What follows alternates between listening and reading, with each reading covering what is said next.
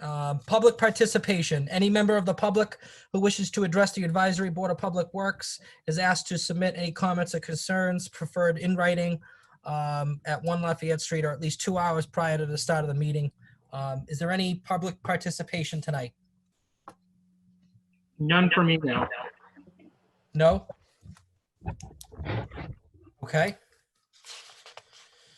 Approval of April 21st, 2020 minutes.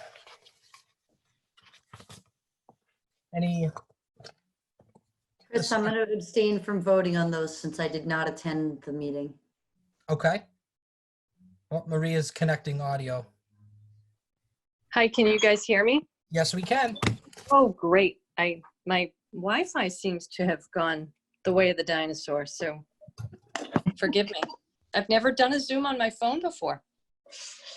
Not bad. Just ask him. He's a pro. You just can't see everybody's face. You can't see me now?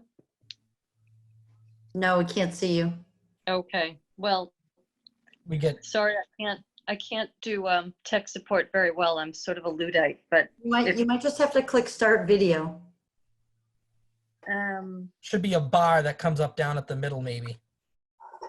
let's see. Put your finger down to your, Okay, hold on. Oh, got it. Okay, thanks, guys. Here you are. How's that? Good. Yay. perfect. We were just saying the approval of the April 21st, 2020 minutes, Maria. I don't know if Yep. you had anything or you wanted to make a motion to approve them. I'm happy to make a motion to approve them. Second, all in favor? Aye. Aye.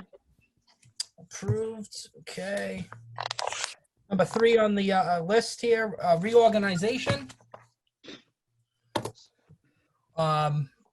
Would either of you be interested in chairmanship, or anyone have any thoughts on a reorganization?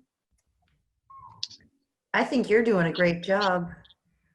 And I second that, and I would be delighted, if Elena, if you'd like to be the vice chair, I would be thrilled to have you vice chair, but I don't know what your bandwidth is.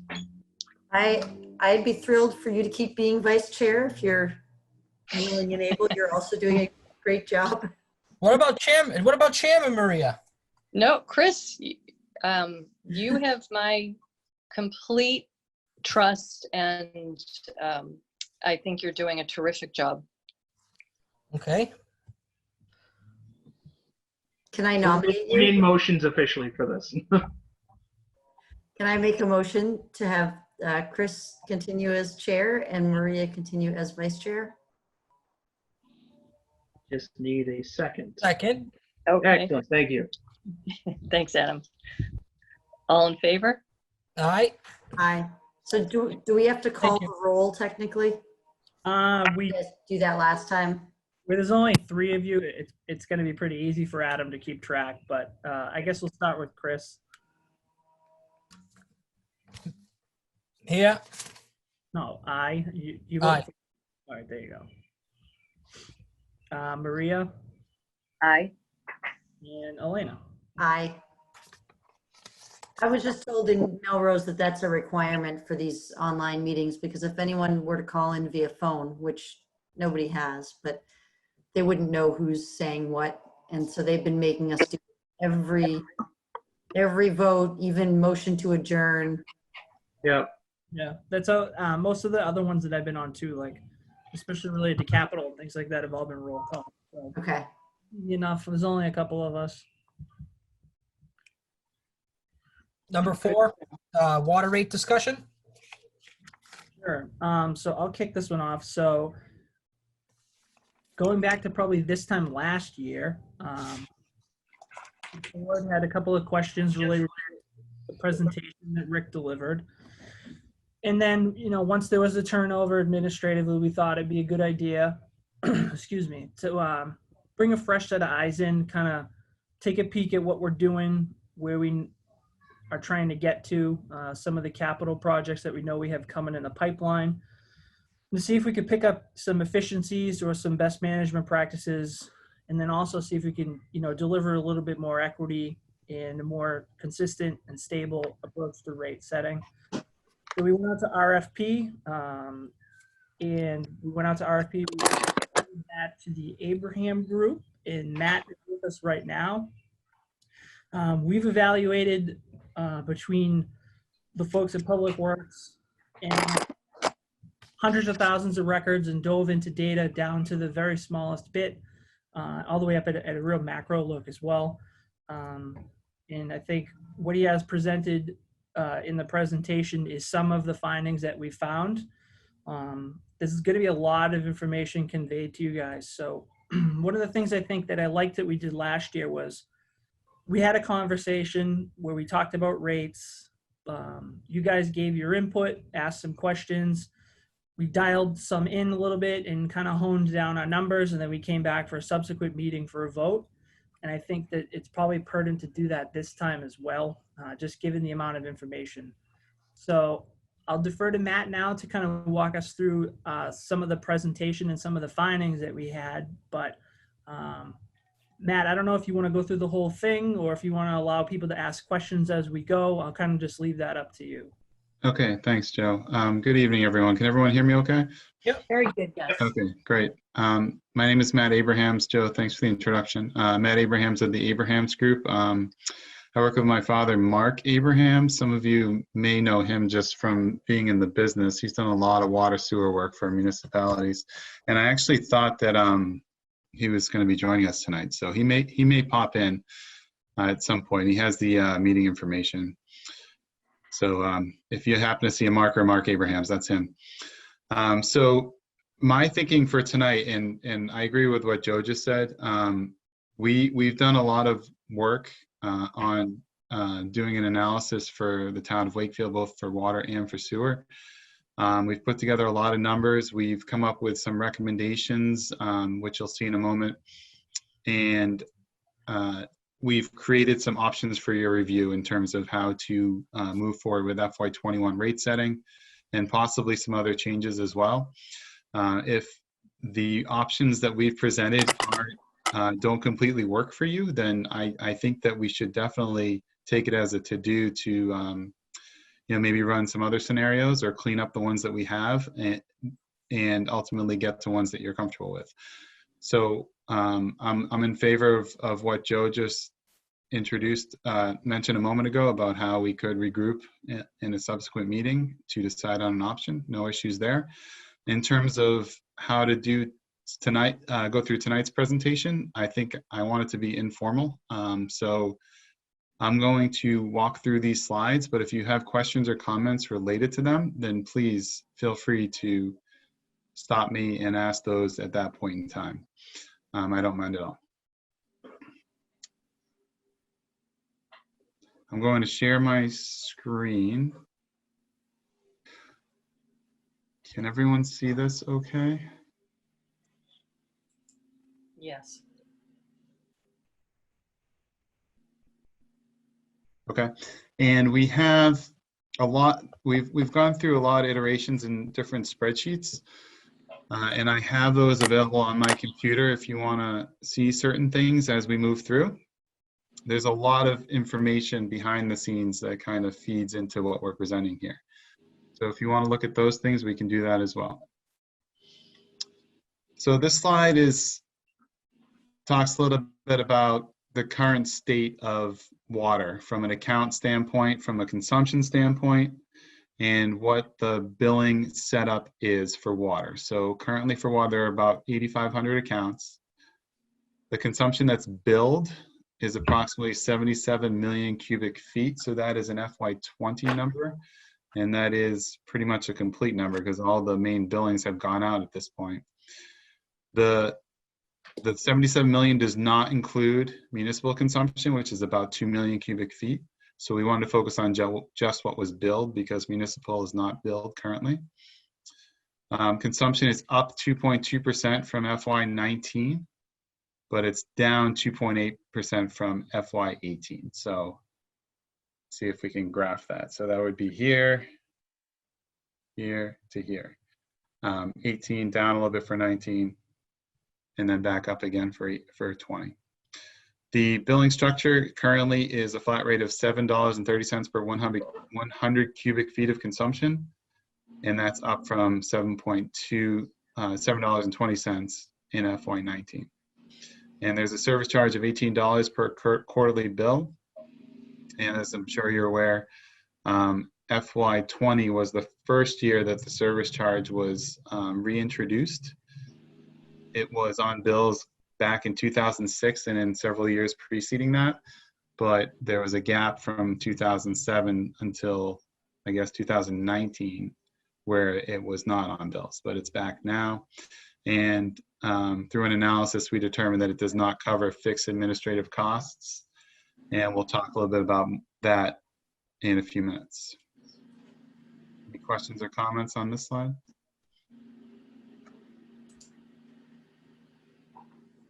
Okay. Another slide on water for FY20. This one's focusing on the financial aspects related to water. On the left-hand side towards the top is some information on the budget, what makes up the budget of $5.8 million.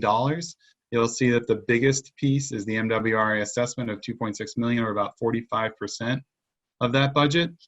And on the right-hand side is the revenues, $5.7 million, most of which is made up of user charges, and there's a smaller number for the service charge of about $520,000 per year. And there were retained earnings appropriate of $142,000. So if you were to add the 142 to the 5.7, you're in the neighborhood of the 5.8 on the budget side. Retained earnings was most recently certified at $581,000, which equates to about 10% of the operating budget. And we're projecting currently a small surplus on the water side. So that would mean that there's not going to be a significant impact on the retained earnings just for FY20.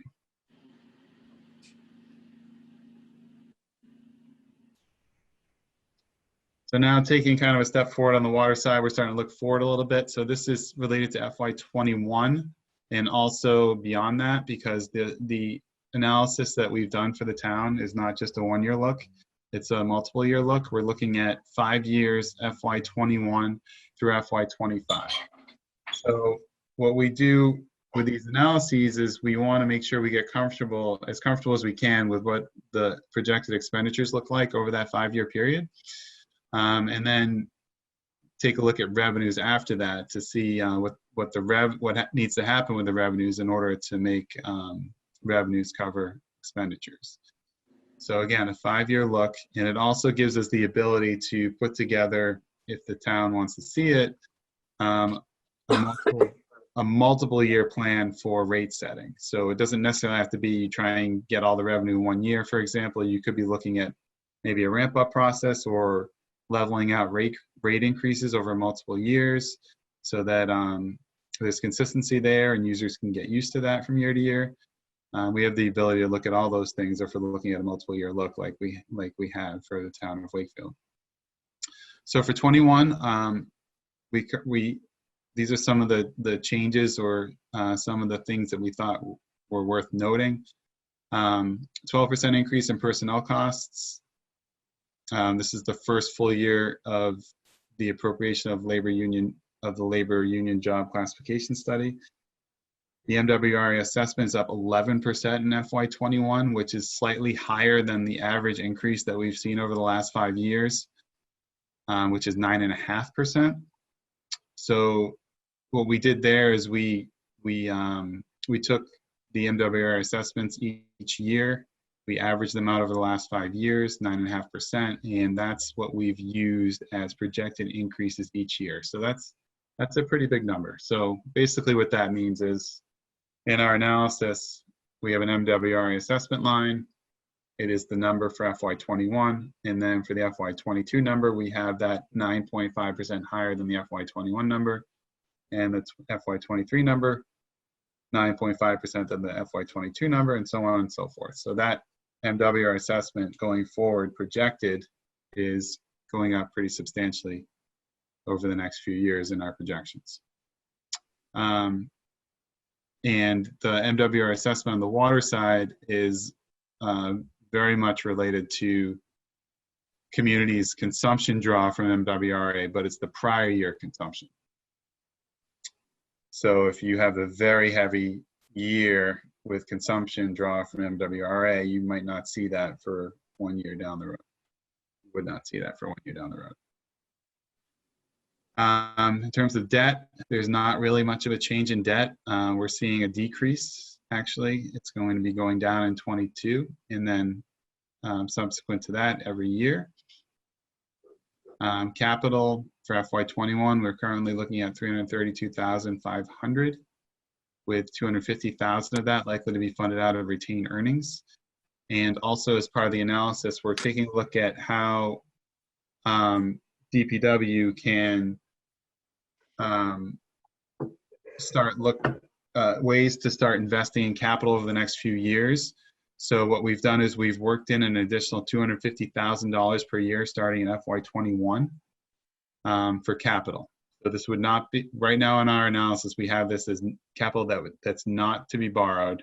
This would just be funded out of either retained earnings or out of rates, but it's $250,000 per year that is not being funded today.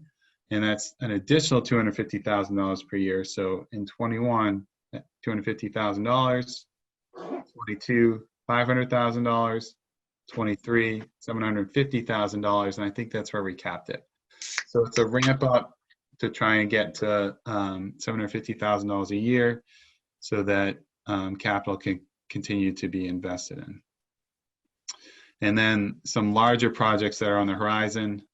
DPW is thinking that a downtown mains project in FY24 will be happening, and the current estimate on that is about $4 million, and a water tower removal in FY25 for $3 million. And we talked about how these projects would likely be borrowed for. So we've worked in projected debt for these projects in our analysis, but it's a 5-year look. We stop the end of that 5-year period is FY25. So we have something in there for the downtown project, but for the tank, the water tower, that wouldn't hit till the following year. So that's not shown in our analysis right now.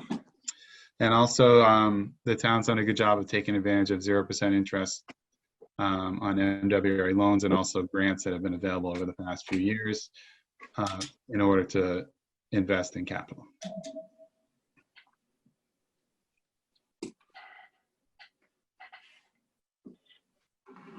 So I'm just going to keep going, but if you have questions, feel free to interrupt. Thank you. So the now we're going to do the same look at sewer. Similar slides as what you've already seen for water. So for sewer, approximately 8,200 accounts. The flow that has been billed in FY20 is approximately 78 million cubic feet. The same municipal flow of about 2 million is not included in that. And similar to water, flow is up in FY20, but it's down from the FY18 number. And the flat rate is currently $11.20 per 100 cubic feet, which is down from the FY19 rate of $11.35. Is that 35 accurate? That might be, I'll have to look at that. Is it $11.30 right now? Or was it $11.30 in FY19? I'm gonna check. I can check that too. For some reason, I think it's 11:30, but we can check that later. And the service charge is $20 per bill. And just like with water, it's in place for the first time since 2006.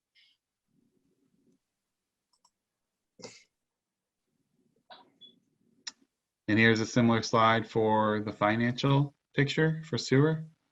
So these are FY20 numbers. So for sewer, $9 million budget. Just making a quick note. The assessment, the MWRA assessment is $6.6 million, which is 73% of that. And retained earnings were certified at about $790,000, which equated to 9% of the operating budget for FY20. But since then, $425,000 has been appropriated, so the available amount is now down to $364,000.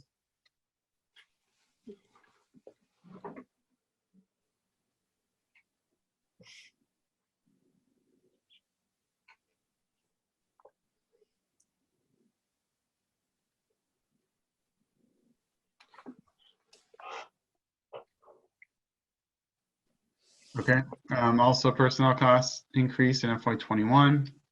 The MWRA assessment is down 1% from last year's number.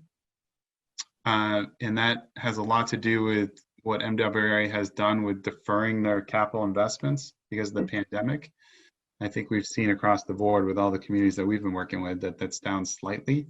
And usually that's not the case. Usually it's going up. So that's a little bit of a break for FY21 on the sewer side. We did the same calculations for the average increase, and it has been increasing by an average of 3.4% over the last 5 years. And again, just like with water, that's the number that we're using to project the assessment going forward, FY22 to FY25. Just like with water, debt is going down, but it's not, and the decreases are happening in FY22 and 24 as well.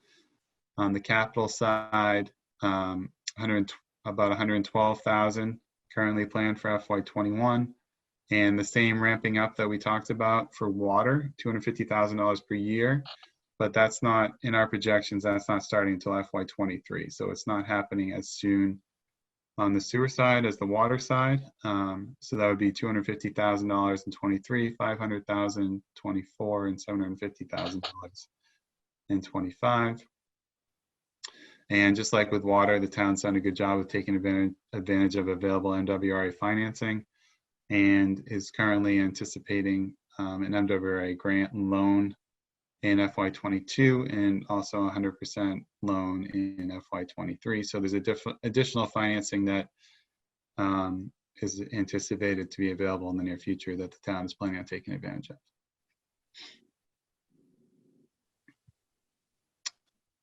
Okay, so now we're moving to new slides. This is for water. You'll see a similar slide for sewer. So this is our baseline slide, or this reflects our baseline scenario that we've put together. Really, the baseline is the do nothing scenario, which basically means we've projected all the expenditures over the next 5 years, including FY21, but we've assumed no revenue changes. Now, that definitely is not reality, but we wanted to show what it looks like if you don't change anything on the revenue side, essentially with rates, service charges, whatever you want to focus on. And you can see that if you look at the graph, the table supports the graph. The orange line going straight across is a target for retained earnings. And we've targeted that at 10% of the operating budget because 10% is consistent with the town's policy on reserves. And you can see that the blue line starts somewhat close to there, but then goes pretty quickly downward from there. But also, if you focus on the FY21 numbers just in the first column of this table, you'll see that we're projecting a pretty sizable deficit in FY21 currently, and there aren't enough retained earnings to cover that deficit. So essentially, retained earnings would be depleted under this scenario pretty quickly.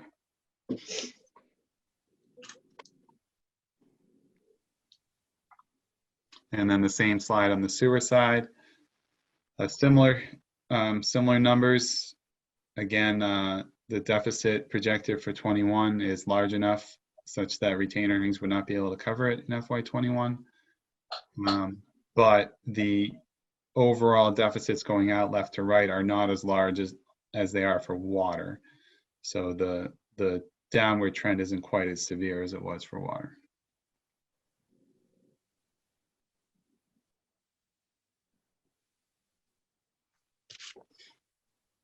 Okay. I'll just stop briefly here. Are there any questions, comments? Joe, you feel like adding anything to what we've already talked about? For me, no, not at this time. Okay. Bill or Ann, feel free.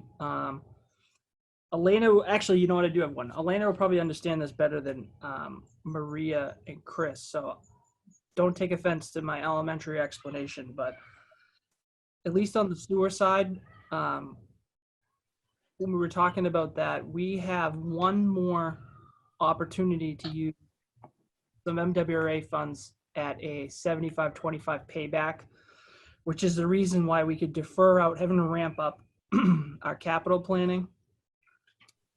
After that, the only other option for us is to take out a full loan at 0%. And then we've maximized the availability of borrowing through the MWRA. And we would have to then start either looking at how are we going to fund it through the rate, or do we take it out to conventional borrowing and take out bonds and pay interest related to that?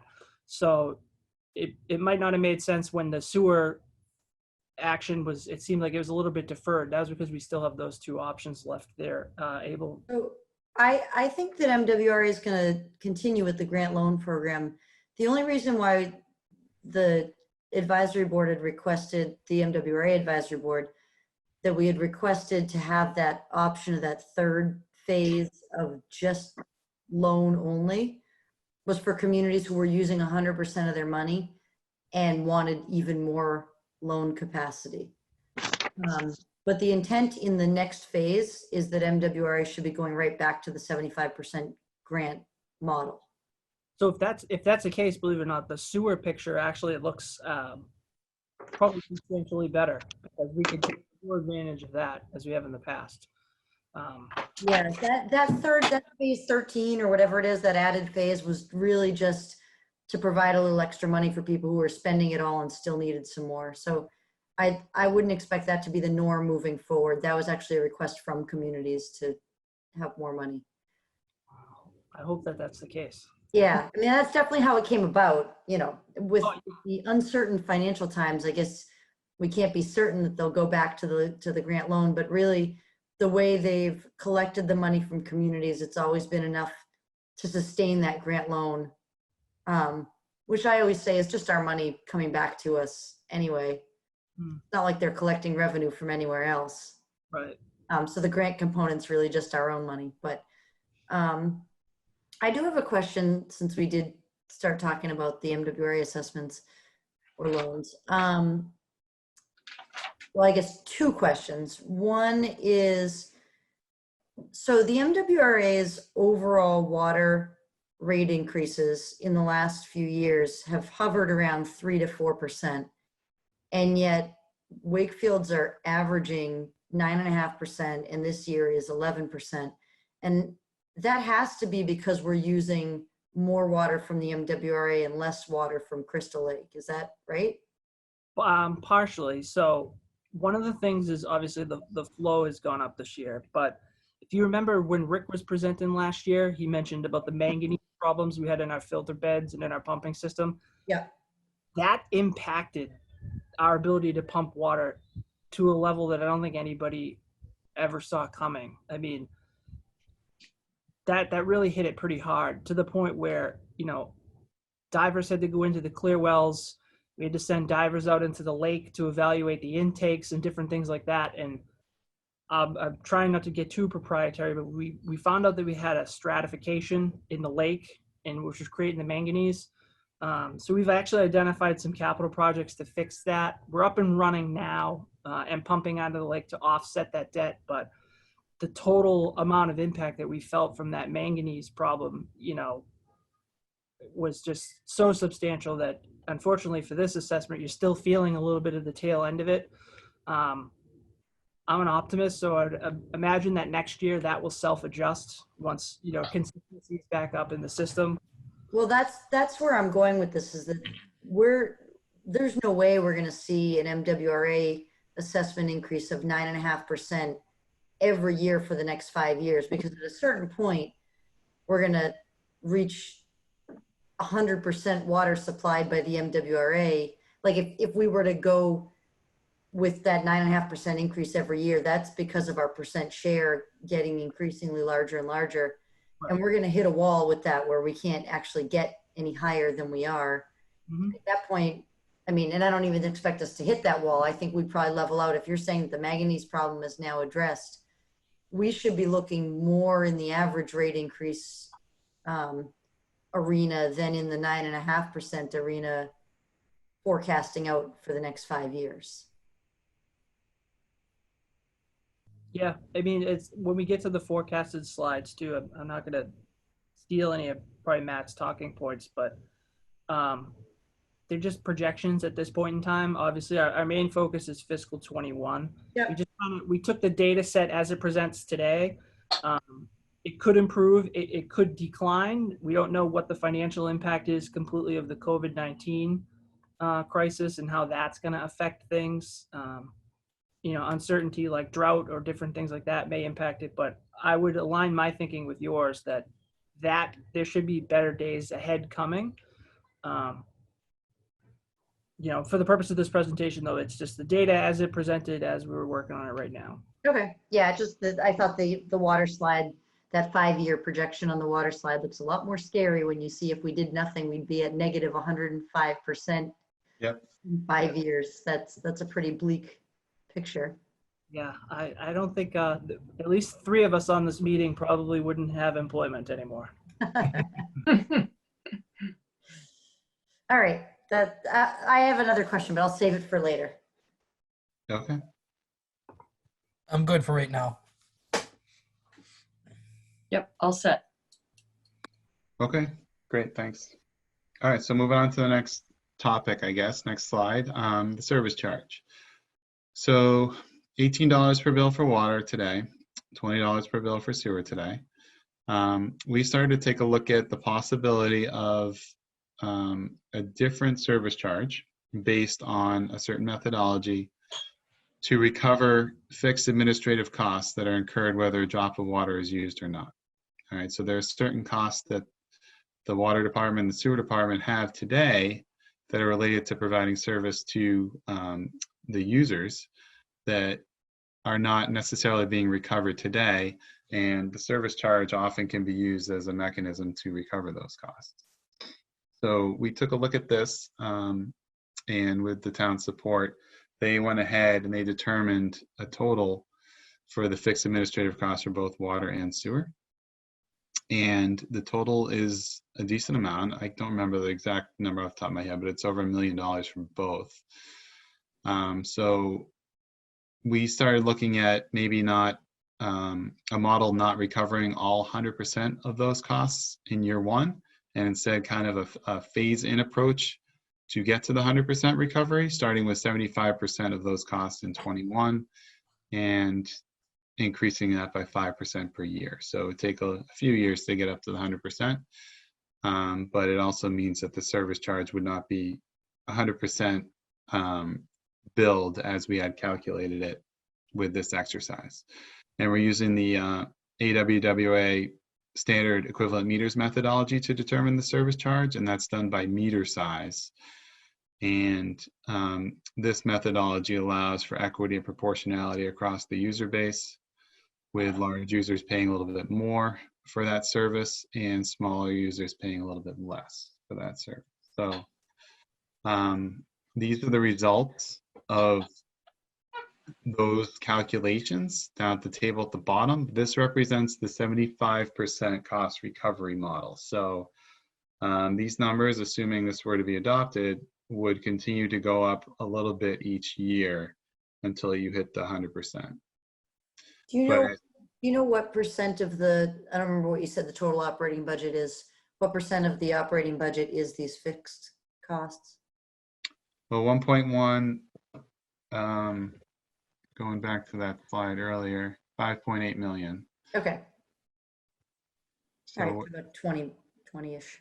yeah, a little bit less than 20. Okay.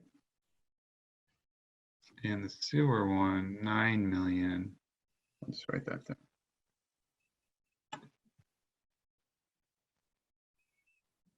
Oh, I'm going the wrong way.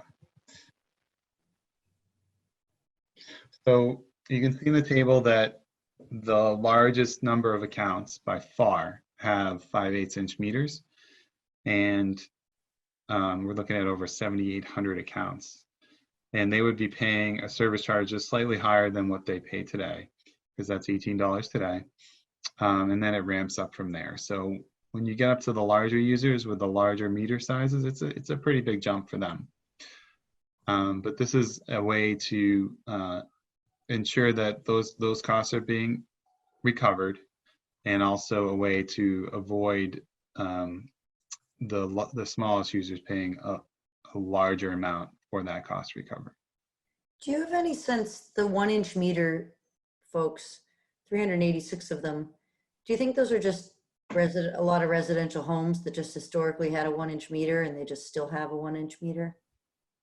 Do you want me to bring up the file that can show you that? Yeah, only, I mean, that's a huge jump That is very big. for, you know, if it's just a residence who happens to have a 1-inch meter and just didn't even know they had one, they just bought a house that had one. That seems like a really drastic difference in annual fees. So just from looking at the list, a lot look like multi-unit homes. Okay, You know, Bryant Circle, Kendrick Road, a lot of, you know, that apartment A, B, C, D, E, F, G, that, you know, okay, some belong to the city Broadway, North Ave, but then like a 1-inch meter, Bear Hill Healthcare. Yeah, there are a few commercial accounts mixed in here. I'm going through this list. Can you see this right now Yeah. on the screen? Yep. Yeah. And it's somewhat hard to tell, you know, if it's not there are a lot of mixed use accounts listed here, so it's somewhat hard to tell if it's a commercial versus a residential. Sometimes it might be both. But there are definitely a decent amount of condos in here. We're seeing some schools, we're seeing some churches, there's a temple there. A few commercials mixed in, and then just if it's just people's names, I'm assuming that's just a residential property. okay. That's my only concern looking at those fees.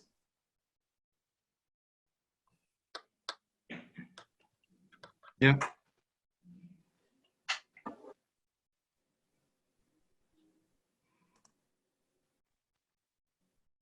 Okay, and then the same methodology for sewer. The administrative cost was a little bit more, 1.2 million, but that makes up a lesser percentage of the sewer budget because it's 1.2 out of 9 million. And the 75% model for FY21 still in place. So users pay $20 per quarterly bill for the service charge on the sewer side today. So it would be similar to water, about a $2 bump up for the 5/8" meters. Matt, can you return back to that page? Which page? The We're array- seeing the spreadsheet. The spreadsheet? We're seeing the spreadsheet. Oh, I'm sorry. I assumed that if you share something once, it stays shared, but maybe it doesn't. You see it Okay. now? Yep, we're back. Sorry about that. Yep. So this is the same slide for sewer as it was for water?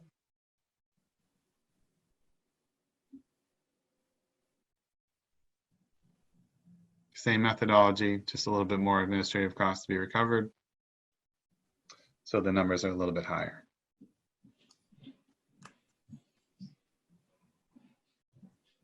Okay. Okay, so before we get to that next slide, just want to make you aware that with all the options that we've calculated for discussion tonight, they all include this updated service charge. And that includes the ramping up of 5% per year. So there's a little bit more revenue recovered with the service charge every year, and that's included in all the options that we calculated, and we'll show you shortly. So rate setting objectives. As we're looking at setting rates and possibly making other changes, what are some of the things that we're focused on? Emphasis on sustainable and more predictable financial future, being more proactive and less reactive. Assume that all the users are taking advantage of the on-time payment discount of 10%. A lot of them do that today, so that needs to be worked into the numbers. If you're focused on bills, you need to focus on reducing those bills by 10% to make sure there's going to be enough revenue. We already mentioned the 10% target of retained earnings, and that's consistent with the town policy for reserves.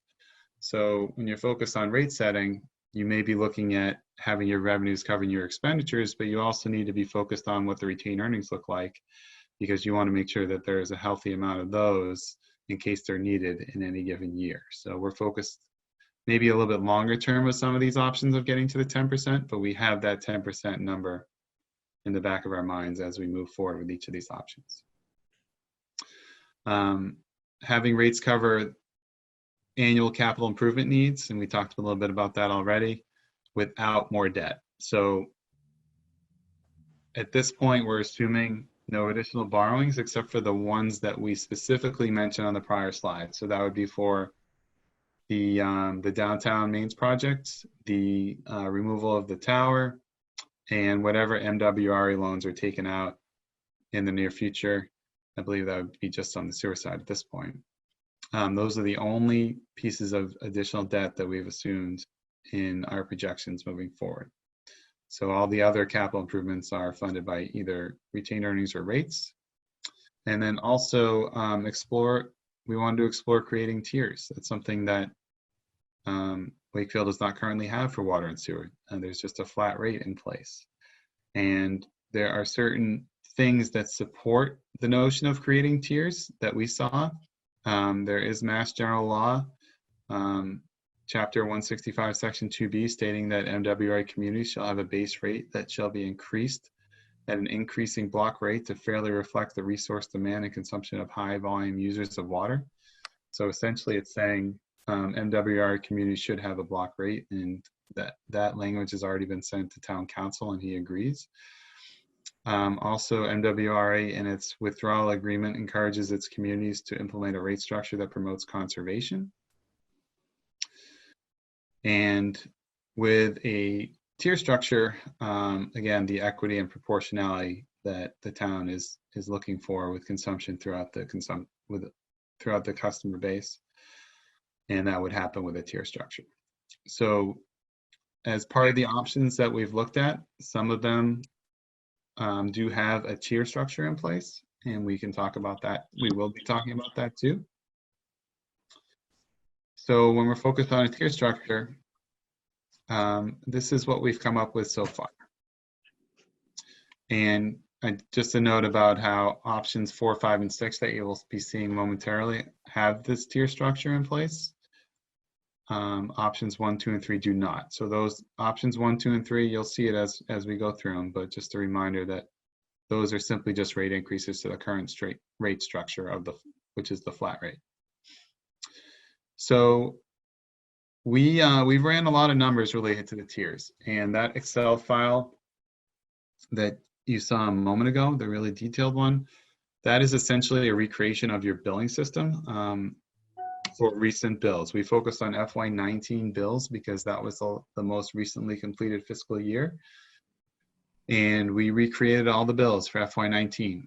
And of course, the bills are done with a flat rate today, but we had the ability to create tiers and see what that might look like for different tier structures, different rates with those different tiers.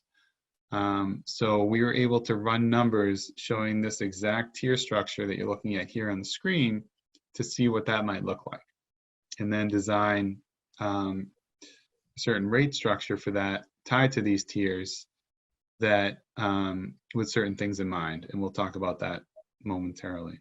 But in terms of the tiers themselves and what the consumption per tier is, this is the one that we've come up with after several runs, and Joe and I communicate a lot on trying to get comfortable with a tier structure. So we have tier 1 is 1 to 1,000 cubic feet. Tier 2 is 1,001 to 3,000 cubic feet. Tier 3 to from 3,000 to 6,000 cubic feet, and tier 4 anything else. And the thinking here was the following: whenever we're focused on specific users, we use an industry standard of 65 gallons per user per day, which equates to 8.7 cubic feet. That means that tier 1 would capture the person living alone, senior couples, and other small users. So those low water users will stay in tier 1, and the town could even consider, giving them a break in some capacity. Maybe they pay a little bit of a lower rate. Tier 2 would capture the average residential user, which we calculate to be approximately 1,950 cubic feet per quarter, and 4-person families, which use somewhere in the neighborhood of 3,000. It might be a little bit more, so some of the 4-person families might end up in tier 3 under this structure, but a decent amount of them would end up in tier 2. And we liked the fact that people could control that. If they know that there's a tier that goes up to 3,000, then they know that they can conserve and possibly not go into tier 3. The tier 3 threshold allows commercial accounts and larger residential users to conserve to avoid or limit their tier 4 consumption. And then presumably tier 4, even though it's not noted here, would be all of those very large users, and there are a decent amount in Wakefield. Any questions and comments related to this? I guess my only comment on this is that if the average residential user is around 1,950, then it seems like if we're really trying to drive behavior, there should be a tier change somewhere in that vicinity. Because it seems like that's where you're going to get the most people who would be inspired to conserve more if the cutoff was close to where they're actually using. Because 3,000 seems awfully high for a single family residential home. 3,000 seems really high. This is per quarter. Correct. So I'd be curious to see who even gets into that 3,000, that tier 3, who's a single family residential family. I just feel like it doesn't provide enough incentive if you don't have a cutoff that's near where most people's average bill is. Well, we get into, my single family home, Elena, gets into the, I'm ashamed to say, sky high area of over 6,000, which is our summer watering. So folks that maintain lawns, I think in residential homes could quickly in the summer hit the 3,000 and up threshold. What is your winter usage? It drops back down to roughly 2,100, between 1,800 to 2,100. And how many people are in your home, Maria? There are 3. We have a 16-year-old and my husband and I. Okay. Yep. So that's right around the average residential then.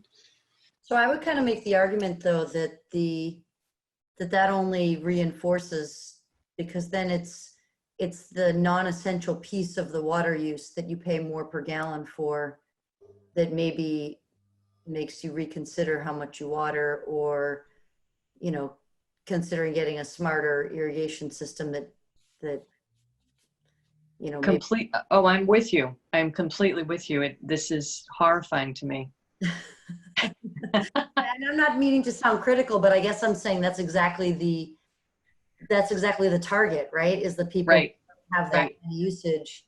So Right. I guess, if yours gets up to 6,000, that seems awfully high even for irrigation at a single family home. But if you have a zealot person that attends the lawn, my sympathies lie with the folks in the tier 1 and the tier 2, and we can certainly get into this, Matt. I don't want to hijack your meeting, but That's fine. I know that all of this considerations for these numbers were probably based on life before this current situation, and so I just feel that a lot of folks have been impacted by this, and the thoughts of increasing anything right now makes I'm just, I'm hoping we can work together to keep our rates as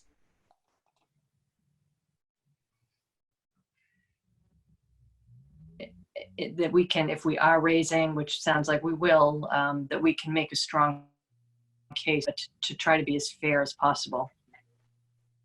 So I agree. anyway, sorry to interrupt. Yeah, I agree with that too, Maria, for sure.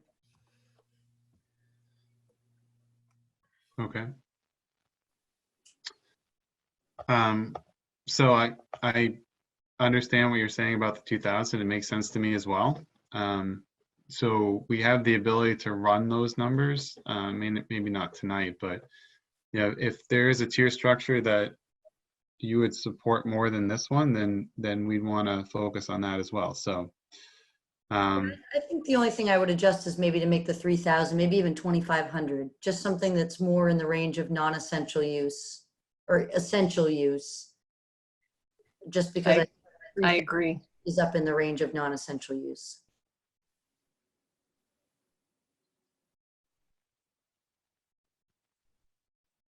okay. So then that would mean that your 4-person families would presumably end up in tier 3. All of them would. We have a 4-person household and we're never above 2,000. Oh, really? Yeah. Okay. And I take long showers. So I don't think, I mean, we're good about our fixtures are low flow and we don't really irrigate other than with our new lawn right now. But I would say that we are probably just normal water users. We're not taking, 3-minute showers and trying to conserve. We're probably more just typical. We run the dishwasher. We, Yep. do all the usual stuff. And we're Okay. usually, the highest we ever get, I'd say in a bad quarter, we're at 2,100. Okay. Well, you just want to count, but that supports the 2,000 argument a little bit more too. If we have a case where there's a 4-person family that is more around 2,000 than 3,000. Okay. So just keep in mind that this is the options that we are going to show are reflective of this tier structure. So the numbers obviously would look different. Yep. If we end up focusing on a different tier structure. But I see what you're saying, and you have your thinking has support for me as well. Okay. Okay, so here's your first option slide, and you'll notice that well, we have 6 options for both water and sewer. They're all the slides are constructed the same. There's a lot going on here. I'll walk you through it, but we wanted to present as much information as we could. And granted, there's a lot here, but hopefully this paints the picture of what we feel would be necessary in order for revenues to cover expenditures, or maybe there's a design for hitting a certain retained earnings target, or maybe it's a combination. So we've laid out a lot of data for you related to that. So at the top, we put the objective, because for different options, you're kind of focused on, you may not be focused on the same thing with each option. For this particular option, the objective is FY21 revenues cover expenditures. So cover it to the penny. What rates do you need to do that? And then going forward in the subsequent years, that's where you're going to target your 10% retained earnings. And we wanted to see if we could get there by the end of the end of the 5-year period, which is FY25. As mentioned earlier, options 1 through 3 are just an increase to the flat rate structure, and how we've included the service charge update, which we showed to you earlier. And what all that means is an 8.3% increase on the water side. Just to clarify, did you say that we already have 10% retained earnings in reserves or some account right now?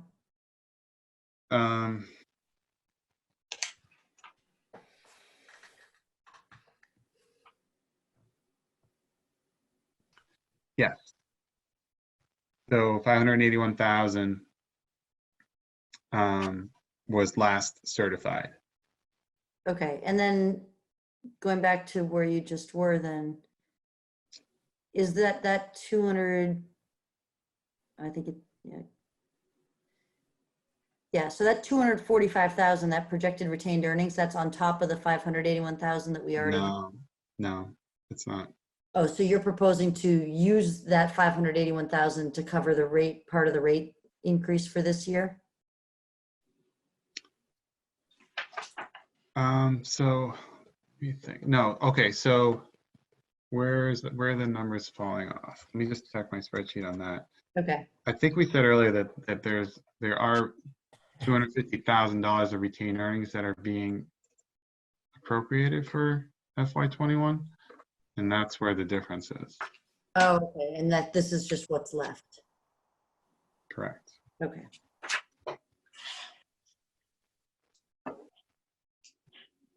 Yep. So you see the rate increases going across the top of the table. So that would be each year in the 5-year period. Year 1, we're focused on just covering expenditures. Year 2 would be the first year where we're starting to target the 10% retained earnings. And you can see that even though we have a large rate increase in here of 15% currently, the retained earnings percentage isn't really moving towards that 10% very effectively until finally, after a few years of relatively high rate increases here, we're starting to head in that direction. The graph depicts that nicely for you. And then down at the bottom are some example bills, and we just basically grabbed different amounts of cubic feet for certain user types and wanted to show what their bills look like currently compared to what their bills would look like under these different scenarios. And we put the meter size in there because if the new service charge is adopted, there are different service charges for different meter sizes. And I'm just looking on the bill. Is the meter size noted on our bill? So like how are we going to make this connection when they see that there is, just here system and there's the new service charge? How will they know, like if their neighbor gets one for $22.10 and they get one for whatever it was, 55, etc., and they're both in residential homes, they're going to wonder, are they not? Why the extra service charge? I'm just looking at my bill now. I don't see anything on here that says the size of my meter size. Maybe it doesn't. I'm just missing it, but. So you are right, Maria. It does not indicate that now. Basically, the reason being for it is because the charge that was implemented last year was basically the same as it left off in 2006. Yep. It was flat across every account. So Right. there was no unique identifier that triggered something different at that point in time. So we would come up with something then. Is that how we would, I guess, have to modify our billing if we were to go with this in this direction? Potentially. Okay. It was just a question. Sorry, just curious. No, that's okay. That's a good question. Maria, since you have a bill right there, what was the usage on that particular bill and what was the cost? Because the current bill numbers just look low to me for some reason. So our usage on our bill that was dated 4/2/2020 is 2,000. Sorry, what was the usage? 2,000. And how much was the bill? It came to $408. Yeah, these numbers don't look. But does that include sewer as well? It Oh, does. right, okay, this is water. Yeah. Only. All right. Yeah, this is water only. That's exactly why. Okay, sorry. No problem. Yeah, actually, that's a good point because we're good point. That's something maybe we talk about real quickly because everything that's being presented on these slides is treating water and sewer separately. At no point are you looking at those combined. So if you wanted to know what the new bills would be for both water and sewer, unfortunately, right now we'd have to look at the slides separately and then add them up. Right, okay. Right. Okay. Well, I guess what just struck me was, the the differentiator on your slide here is the meter size. And so as I looked at that and I thought everyone wants to get the lower bill, I thought, oh, what's our meter size? And I honestly, I had absolutely no idea. So then Yeah, I just wondered if it was currently, and I don't see it here. Doesn't mean it's not here, but I could understand folks in general wanting to get a better understanding of why they might have a fee that's a little bit different than their neighbor a couple houses down. So, Maria, just to kind of touch on that one more time. Obviously, none of this is set in stone, but whatever. Exactly. No, I totally understand, Joe. I'm just riffing off that, so forgive me. I'm just sharing my immediate reaction. You might as well, because if you store it, you might forget it. But anything much like how we had to break the service charges out. So whatever we decide to do in the end of this, we're going to try to display that as transparent as absolutely possible on that bill. So Right. nothing hidden. It can all be advertised, and we could teach people whatever questions that they have. So that's certainly something that whatever may come out of any of this that can be addressed and should be. Thank you.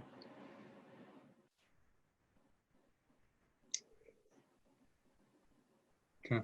Should we move on? Sure. Okay.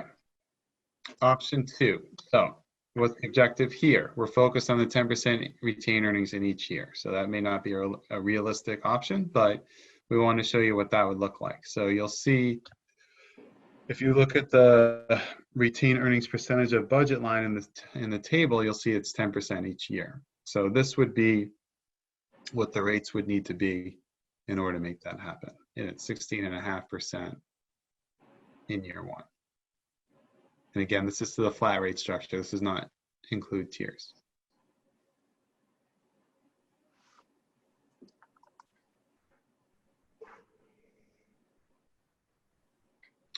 And then option 3 is the leveling that I was talking about earlier. This is an option that I generally support because of the consistency factor to it. And there's not as much jumping around, which could lead to some rate shock in some cases. If you're doing a lot in 1 year, this just has the consistency to it. The 10.4% number each year would get you back up to the 10% retained earnings by FY25.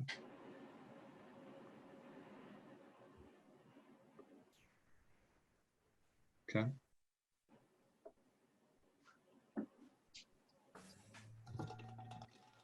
All right, so that's it for the flat increase slide. So this slide has a little bit more going on. I'll walk you through it, but this is the first of the tier structure slides. Our thinking here was this. The $7.30 today is what the flat rate is. We wanted to see what it would look like if we set the tier 1 rate less than that. So we wanted to discount the tier 1 rate a little bit and then see what the rates for the other tiers would need to be. And the way that we did it was we set tier 2 a certain way and had tier 3 as double that increase and tier 3 as double the tier 2 increase. So tier 2 gets set a certain way, tier 3 is a little bit higher than that, and tier 4 is a decent amount higher than that. That was the methodology that was used, but again, the 7% discount on tier 1 is what's in here. And all users would be in tier 1, even tier 4 users have some usage in tier 1. So the rates are over here in this table off to the right, just above the graph, as to what each of these rate increases end up producing for a rate. So that's 6.79 on tier 1 is 7% lower than what the current rate is. That 7.9 is 8.3% higher than what the current flat rate is. That 8.51 is 16.6% higher than the current flat rate, and the 9.72 is 33.1% higher. Matt, can I ask a question really quick? Yep. Can you remind me, tier 1 represents what percentage of consumption in the end user?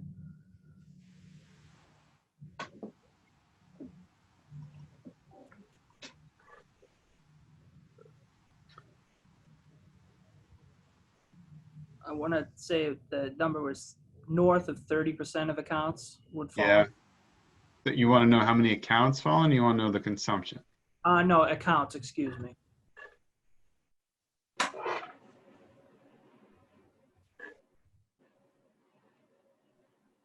One sec. Sorry. No, no problem. I don't mind.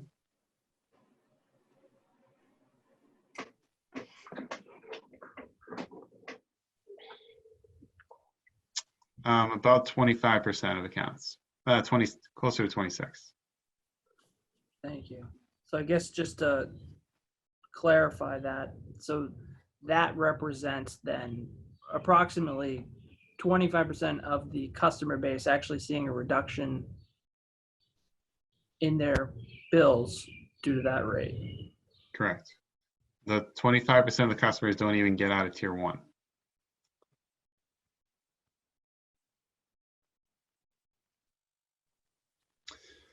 So option 4, the objective is the same as option 1. We just built them the same way, meaning the revenues cover the expenditures to the penny in year 1, and then we target the retained earnings of 10% by FY25. So it's a similar option. It's just year 1. It's just whether it's a straight increase or if it's being done by tiers. And you can see the table at the bottom where the bills are calculated, that it's definitely true that the bill is going down for that first user example of 1,000 cubic feet, because that's the top of tier 1. That's not even getting into tier 2 at all.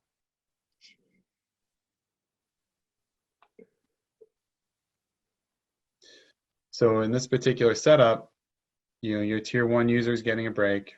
Your tier 2 user is seeing an increase, but not as drastically as the users that are hitting the higher tiers. Not nearly as drastically.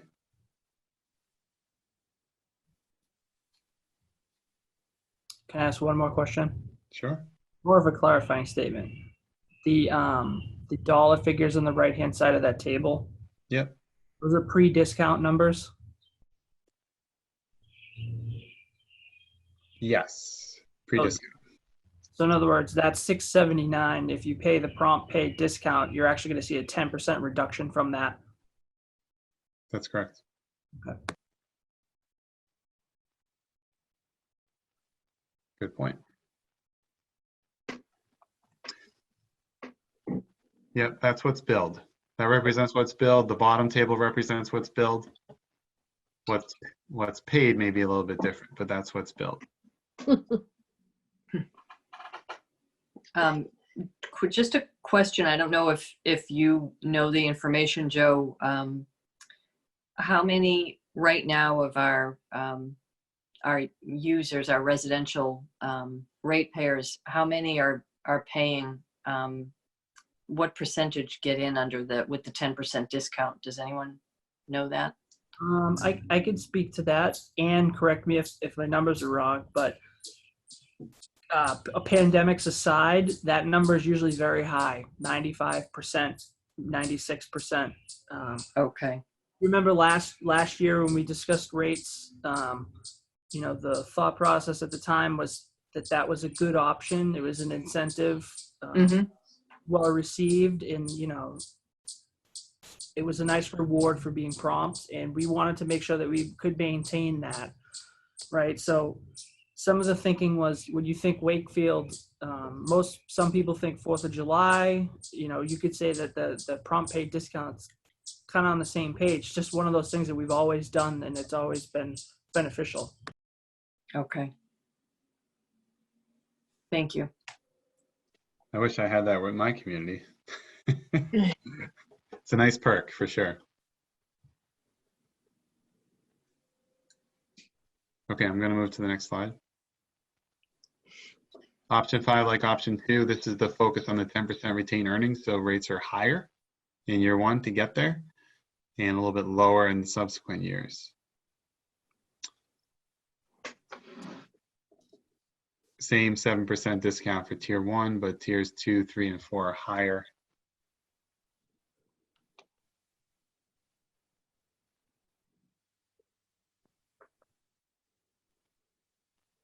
And then option 6, like option 3, is the more level option. And there's your 10.4% in the subsequent years again.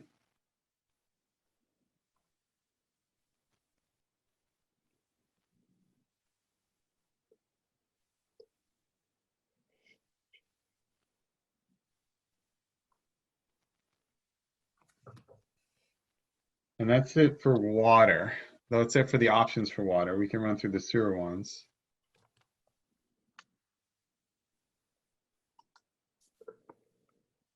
But they're set up similarly, similar slides, same types of options. So option 1 for sewer is the flat increase to the flat rate only, no tiers. Has the service charge update, which we talked about. This one's focused on revenues covering expenditures to the penny and targeting the 10% retained earnings by FY25. And in order to cover the penny to the penny in FY21, you're looking at a 3.4% rate increase on the sewer side. And then the rates would go up a little bit from there in order to start building the reserves back up.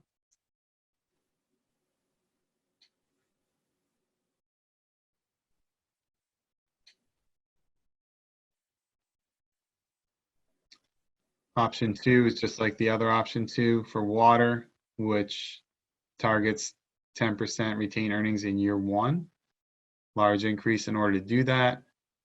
And then the subsequent years, we have 0% for 2 years because you'll see on the graph that retainings are just higher than that 10%. Because at that point, revenues are outpacing expenditures. So there are surpluses in there. And then eventually expenditures catch up. And that's when the 12% increase comes in for FY25 in order to hit the 10% again.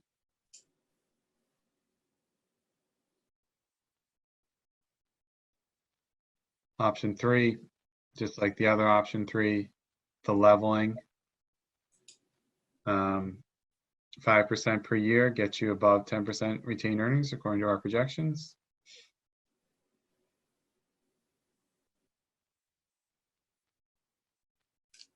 And then option 4 is the first tier slide, set up the same. We also focus on a 7% discount in tier 1 and the same methodology to set the rates in tiers 2, 3, and 4. Option 4 is designed to cover expenditures to the penny and then target 10% after that, which would require a 5.7% increase in those subsequent years based on the tier setting.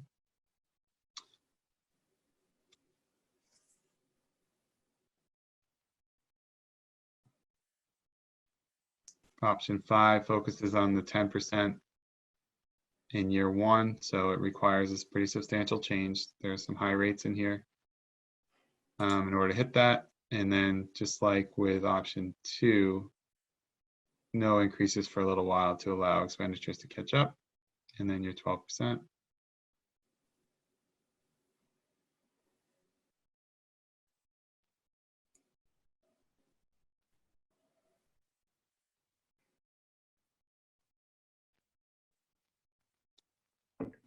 And then the last option for sewer, again, this is the leveling that we're focusing on here. And tier 2 is 5.3% increase in year 1, 10.6 for tier 3, and 21.2 for tier 4.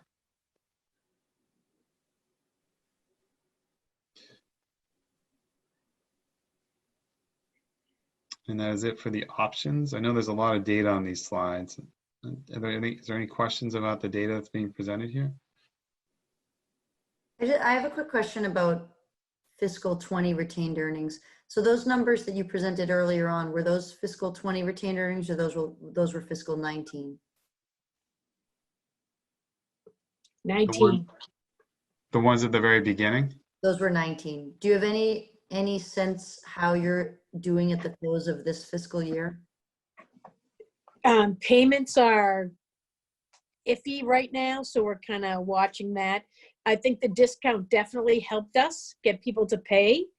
I think the next 15 days will be key, because once the discount goes away, then we're going to see if we're going to get paid, or we're going to have to wait till June 30th to find out what people are going to pay us.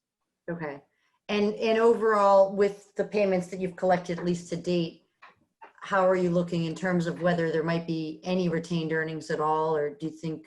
We still have $1.2 million to collect. Okay. So Hard to tell. yeah, very hard to tell. And so we'll work on a history this year, although I don't know if this will be the history going forward. Hopefully we're not in a situation we are in this year. Yeah. Okay. Okay. Yeah, unfortunately, it's a little bit of an unknown right now. Having the discount in play for Wakefield, as Ann mentioned, definitely helps in some capacity because people are motivated to pay. You have that advantage maybe over some other communities in that regard who don't have that discount, and people might not be as motivated. But the pandemic, unfortunately, we don't truly know its impact at this point, and how it's going to affect people's ability to pay. It could have an impact on the bottom line for sure. Okay. Thank you. Thank you. So that's it for the slides I wanted to show you, but I'm willing to go back to any of them, willing to discuss any of the data points, answer questions, whatever you'd like to talk about. So I'll just jump in really quickly. Last year we talked about this. A couple comments were raised about the possibility of tiers. I think the council, when we spoke about conservation at the hearing, they spoke pretty favorably about trying to incentivize some consumption, obviously knowing the importance of what the water resource provides us. So I guess I just want to cast out the question to the board is, how do we feel about potentially changing things up and looking at tiers? Do we feel more comfortable running, a flat rate scenario like we have before?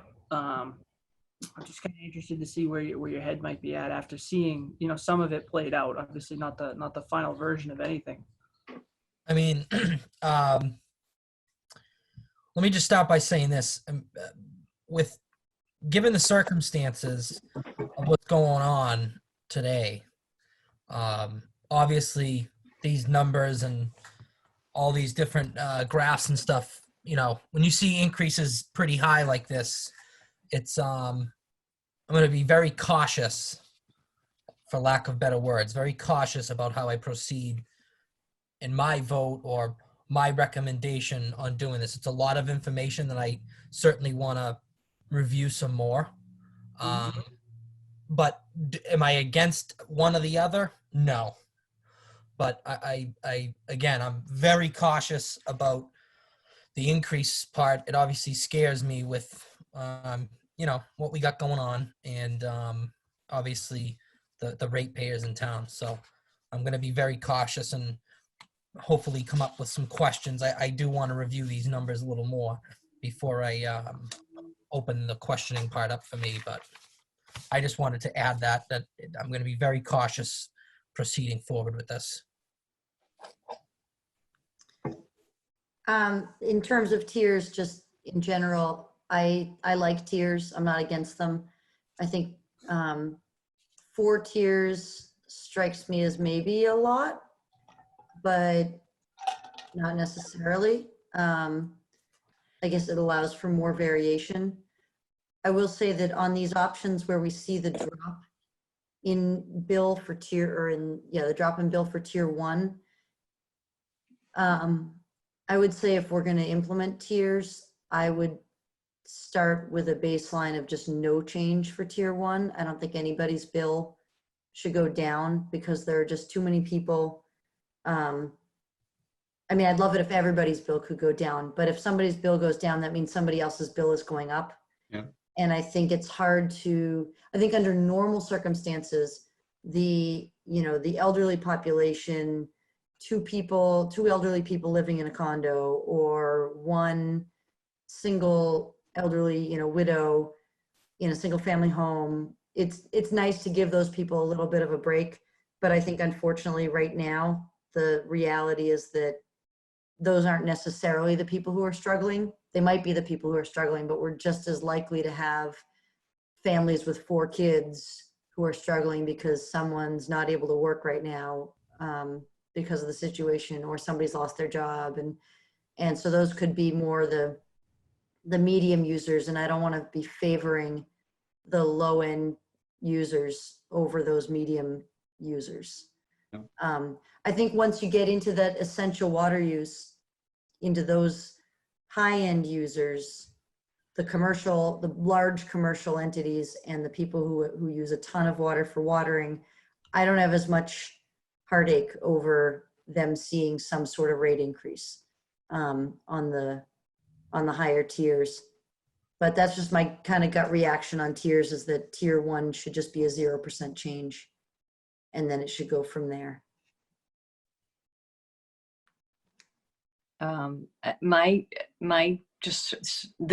Matt, you've done quite a very deep dive into all this, and certainly appreciate all your work. And Joe and Ann, I know, and Bill, I'm sure it was a ton of work to come up with all that data.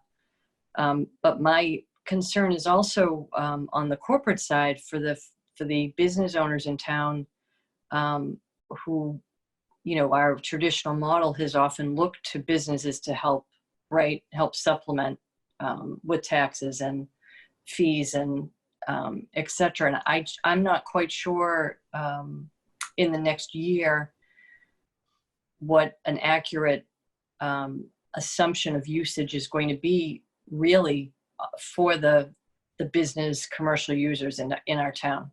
And so my gut is telling me that we need to be very prudent. And if we move to some type of a tier system, well, that makes sense to me. I think it strikes me as there's more equity there for everyone. But I think we need to be really, really careful about our increases, and we need to really be transparent so that we can explain what they're all for, and how realistic are they? Because even with this 10% discount, I'm willing to bet we've got businesses in town that are going to have a hard time right now. So anyway, that's just my initial gut. And I like Chris, I'd like to have a little bit more time to digest all these figures. So I'd like to just throw out some other questions I have, knowing that we're going to regroup after everyone's had a chance to take a more detailed look. And Matt, this is great. I don't want to imply that my list of questions is any sort of knock on everything that you've done, because it's an impressive amount of work and a lot of great ideas. Thanks. But I just was jotting down some notes as you were going along. Yeah. So on the meter sizes, I know I already said it before, but I think with the situation right now, especially, it seems to me like everybody 1 inch and under might have to be the same category, because unless those differentials are calculated differently for 5/8 versus 3/4 versus 1 inch.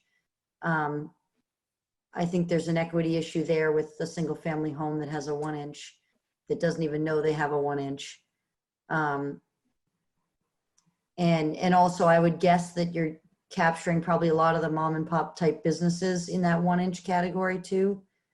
And those again are the ones who maybe can't afford a big change this year.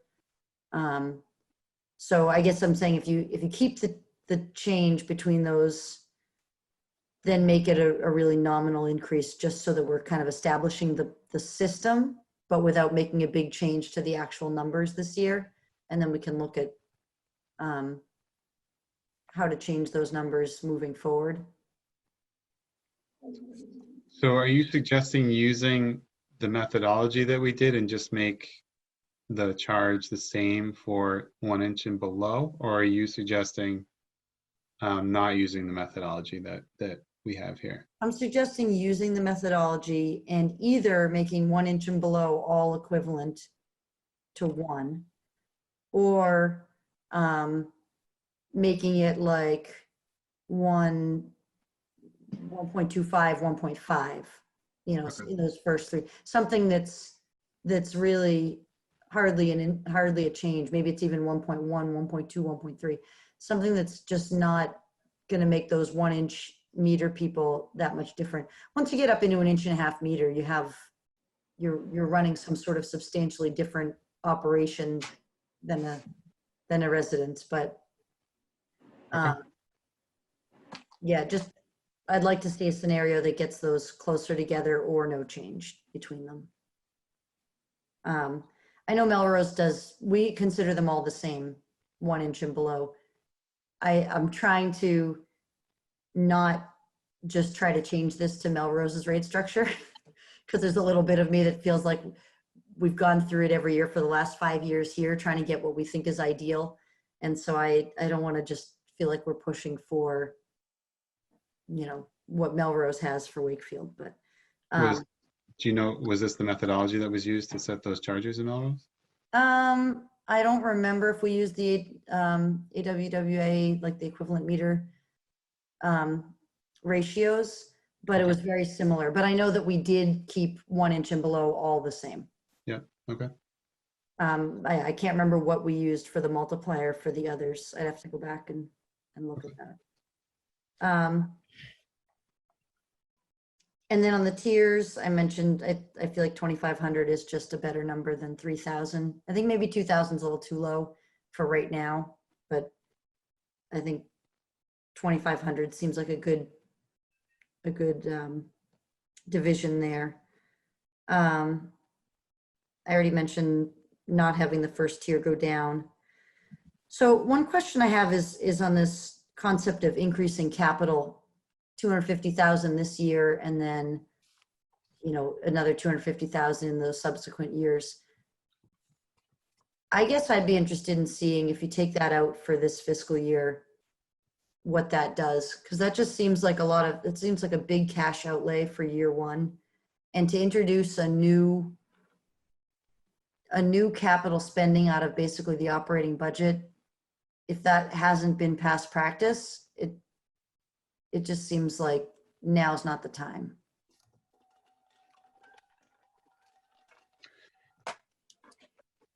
Okay. Is that, Joe, is that correct that hasn't been the past practice? Past practice has been mixed. So what you have is, we touched on this last year, throughout probably the 90s, we used to use rates to retained earnings to offset the rate, which obviously impacts your capital capacity. At least on the sewer side, some of the thinking is to prepare for what if the world doesn't continue the MWRA grant loan process and we have to fully fund that ourselves. And on the water side, it's basically something that we're combating age on some of it. So our water tank's a 1928 at some point in time, or right about that. I don't know if 28 is specific, but it's between 25 and 35. So at some point in time, we're going to have to address that. And I don't know if the town's going to have the ability to do debt exclusion or something like that. So we need to prepare for something that if it has to be fixed, we need to borrow it and fund it out of the rate structure. So a little pre-planning, thinking like that. We were able to secure 1.54 million from the MWRA. But knowing the needs that we have up, we figured we want to try to replace about 1 mile of pipe a year. We think that's going to take somewhere around $1 million. So we picked 75% of that as our threshold to try to target. So Was there any, I can't remember if, I think you said something about it, Matt, about debt dropping off. Was, Yep. so do you know how much debt was dropping off from fiscal 20 to 21 in water? I can show you my workbook and you can see it for yourself. One sec. So we're talking water right now. Yeah. Yep. Can you see this?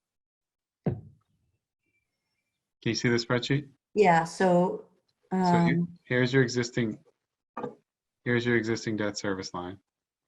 Okay. okay, This is the 21 number. Here's your 22 number. Here's your 23 number. Here's your 24 number. And here's your 25 number. Okay. That is currently on the books. so 20 to 21, there's nothing dropping off then?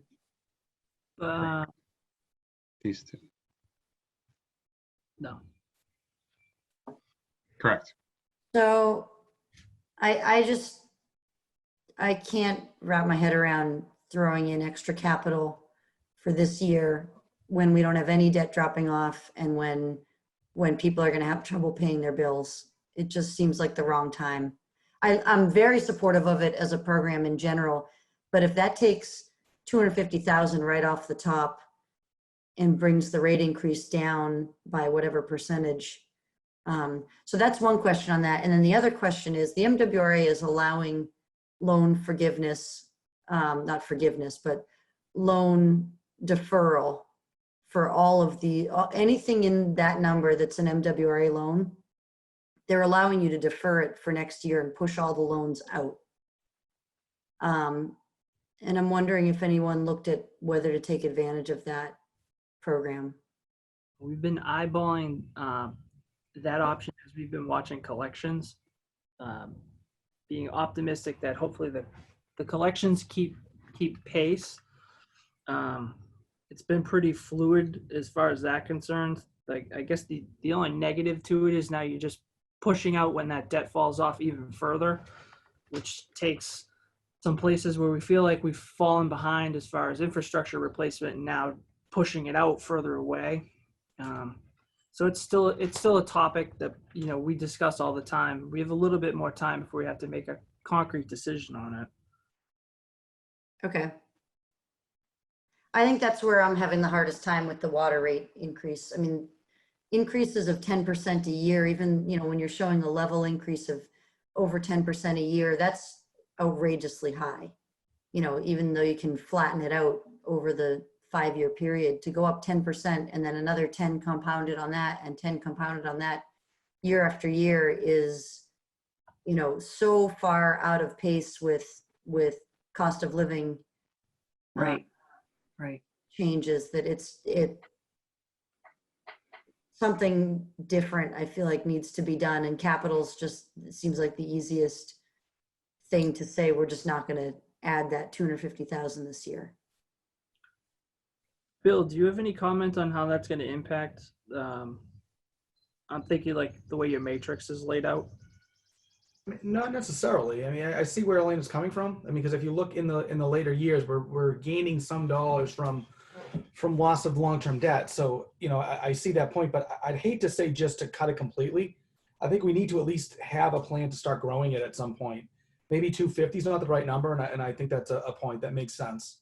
But I would like to at least get something going on there, because realistically, Elena, I don't think the town as a whole has done much since like the 90s on any type of, yeah. So this, while it is outrageous, and I don't disagree with you, but these are decisions, unfortunately, that are compounding since, you know, the 1990s. And I mean, since I've been here, there's very minimal amount of pipe work that gets done. If anything, it's a betterment that's done on private roads. That's the last couple that were done. I've done a couple of linings since I've been here, as well as a water main replacement that was done through loans.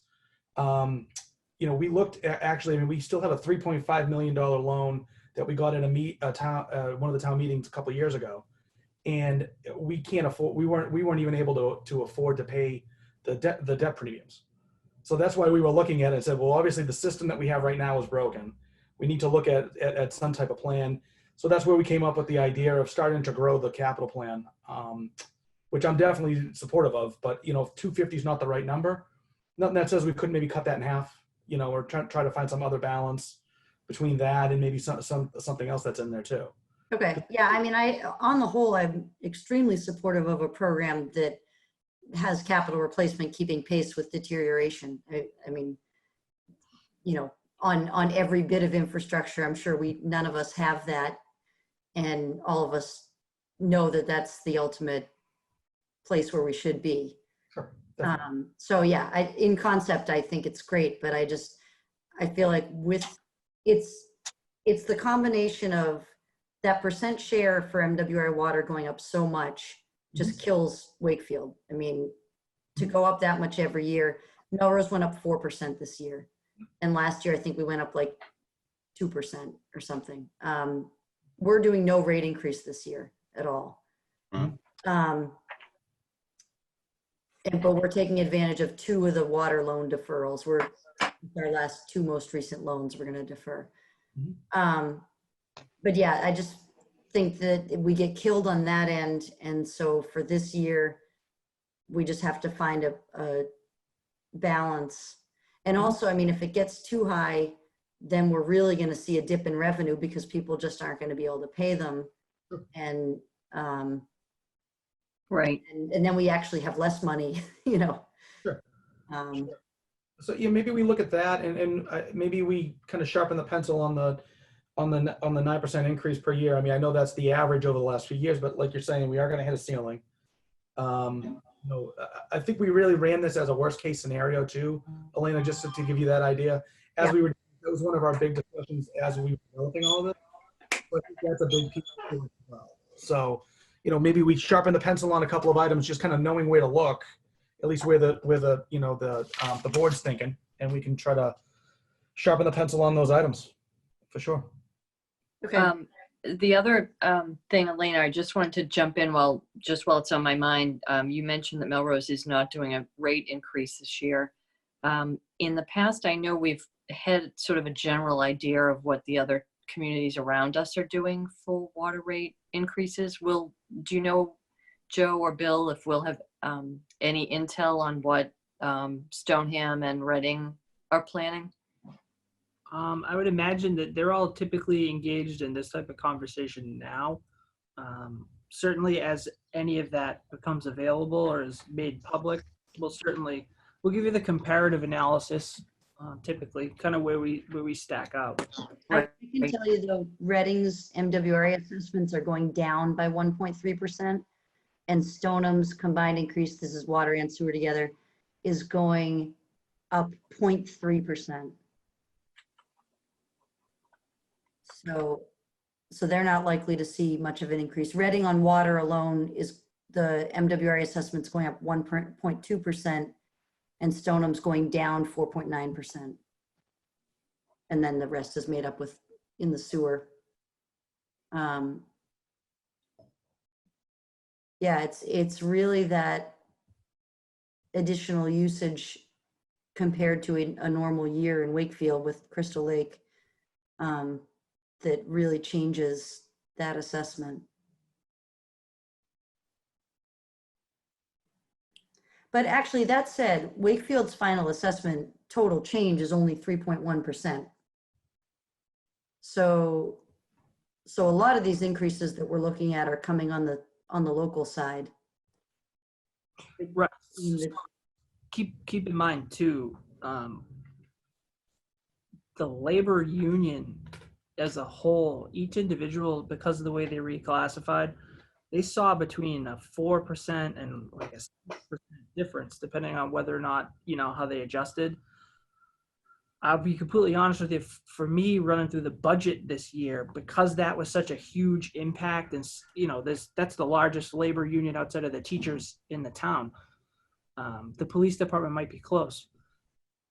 It made it an obstacle to kind of overcome that because personal services absorbed a lot, and no different here with this one. Other than that, I'm shooting off just out of memory, but we basically level funded just about everything except for insurance increases that we were given. And at the time we were projecting a slight increase in electricity, in heating fuel. Other than that, we had to keep everything as low as absolutely possible, with the exception of the personal services line. Yeah, that's tough. I saw that 12% in that first slide. And it's hard to overcome. Yeah, that's the difference between this and this right here.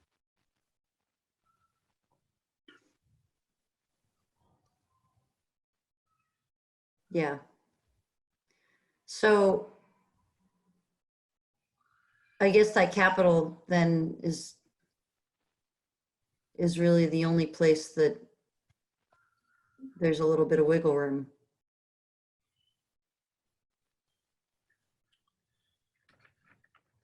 And depending on how you ramp up your retained earnings and that deal too, obviously, if you look at that. I mean, Yeah. we're targeting the 10%, depending on how we approach it. We could try to build, if we're building up to the 10% over the life of this, or even a little longer, that would be another way potentially.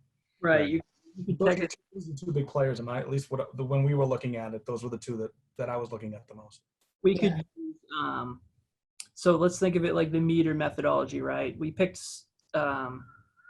75% as kind of a starting base. We could technically say that we want to go to probably 7.5% of our operating budget for a reserve policy, and then as the years go on, try to incrementally increase that in kind of like another round, per se.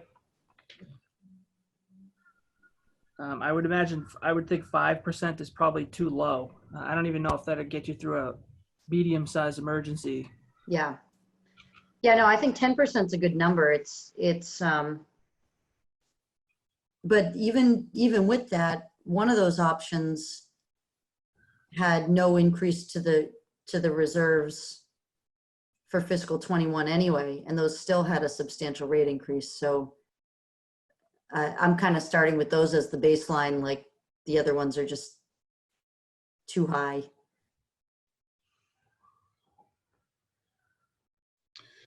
What do you think the appetite is for borrowing for some of this capital? Because we haven't really represented that at all in this analysis.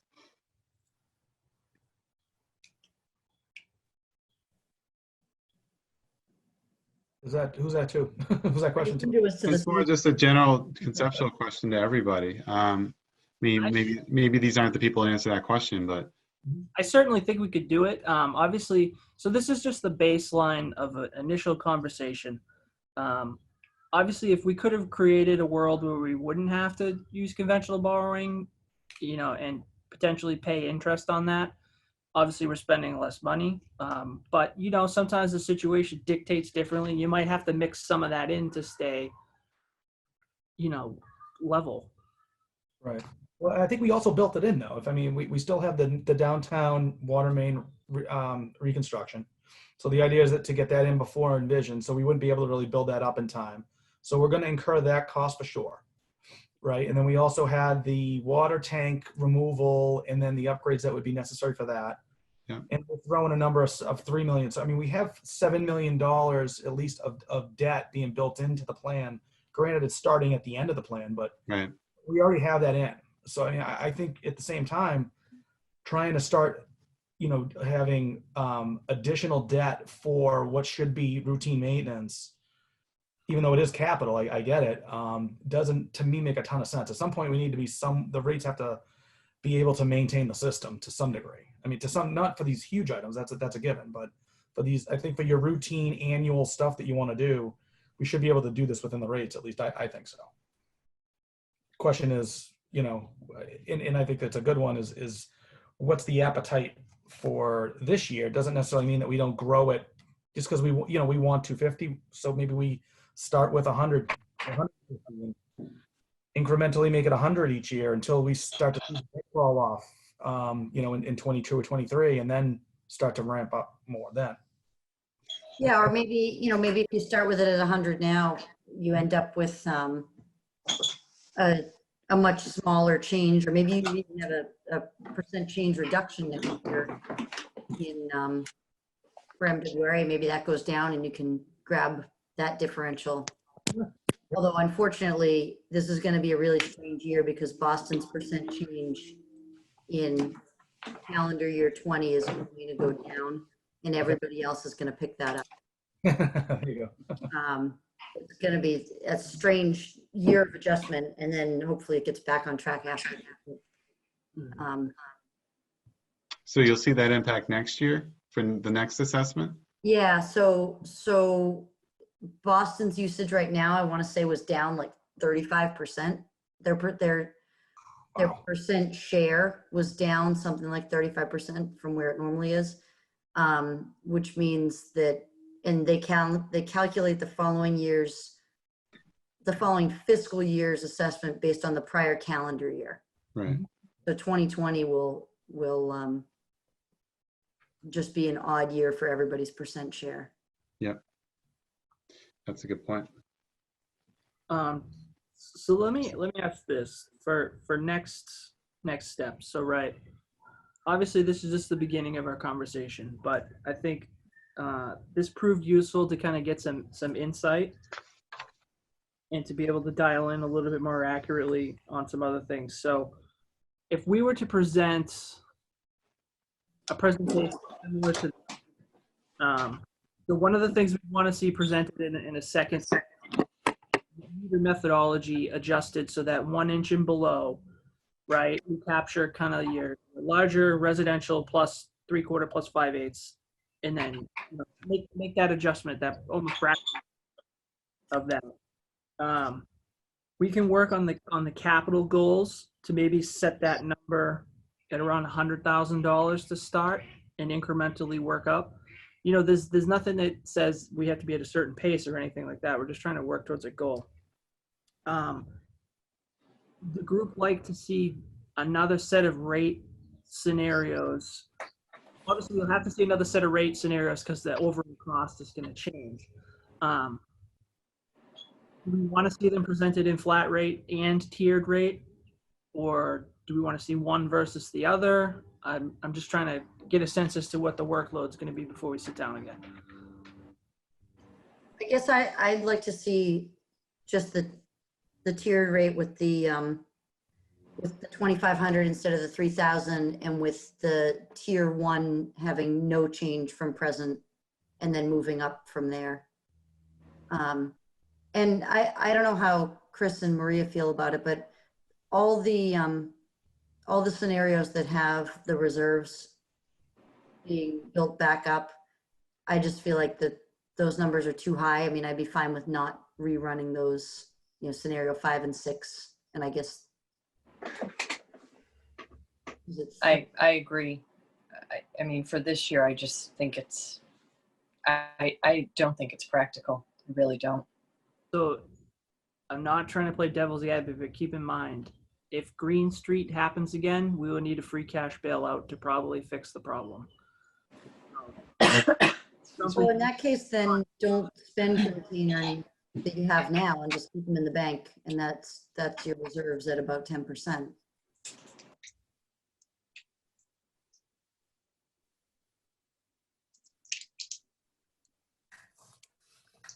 We can certainly explore that.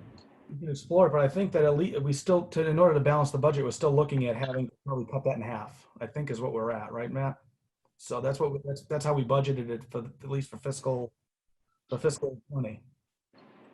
I think we're still losing half of our retained earnings regardless. Well, it's because we have the 250 right now being funded out of retained earnings. So if that 250 goes to a different number, then the retained earnings draw is a little bit less. True.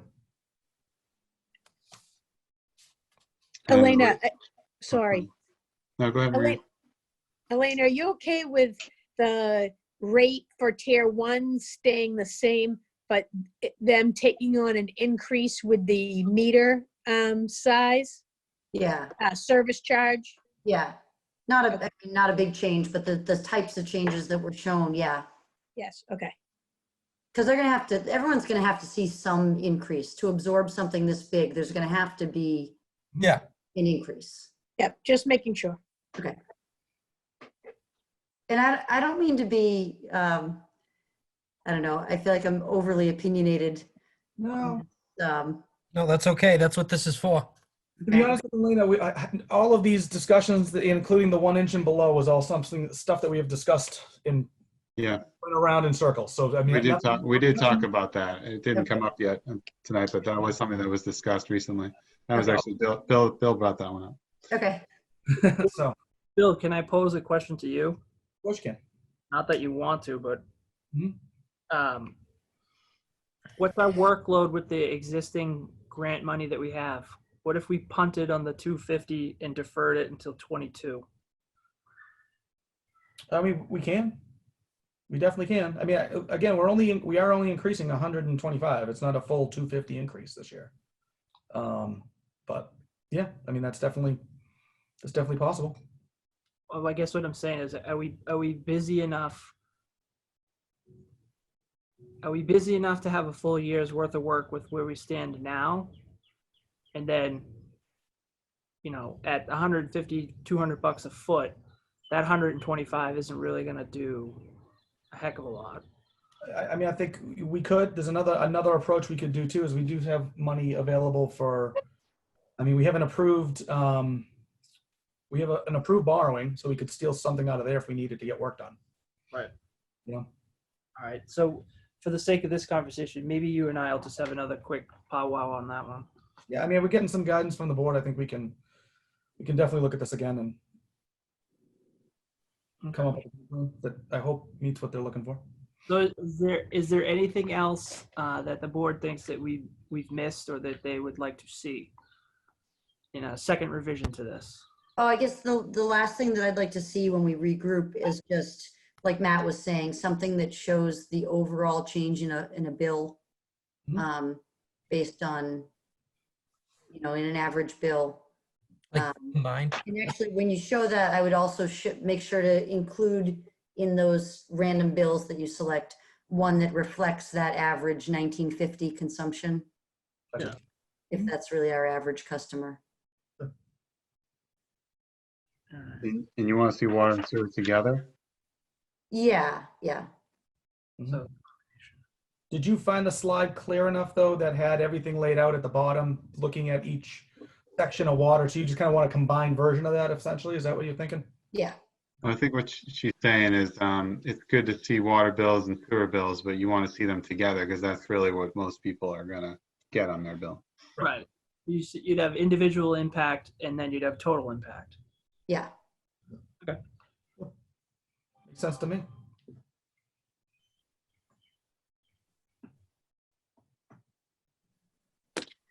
All right. Anything else before we move on? All right. I think, at least on my end, I think this exercise kind of mimicked how we've been working this whole time. Obviously, with the current state of the world, it made it a little bit more challenging than we probably expected that it was going to be. But I appreciate everybody's input in weighing in on this. I think this is something that was definitely worth doing. I think we're heading in a good direction. Thank you for all your work on it. Yeah, a lot of hard work went into this. Yeah. Thank you. It's clear. All right. So I guess the next question is, Mr. Chair, we are going to have to try to meet again. Now, keep in mind, we have town meeting coming up, and council is only meeting on the 22nd of June. So that is the scheduled rate hearing. I don't believe they have a meeting the following Monday, which is the 29th. So we probably will have to be a little quicker in our timeline before we reconvene. Like first or second week of June, maybe, Um, or sooner.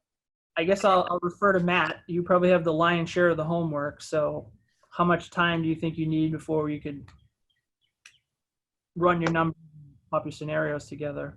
Well, as long as we regroup and decide on a path forward over the next day or two, I think we could meet sometime next week. Okay, so DPW will do an internal meeting with Matt. We'll put this together, and then is the board open to meeting sometime next week? So following week after that, you have town meeting. So that'll probably, unless it gets pushed back again, which I do not believe it will, we'll have a couple of days in and around there that at least myself won't be able to be present. but that doesn't mean either Bill or Ann couldn't, Okay. What date is the town meeting? So it starts on June 8th. June 8th. Thank you.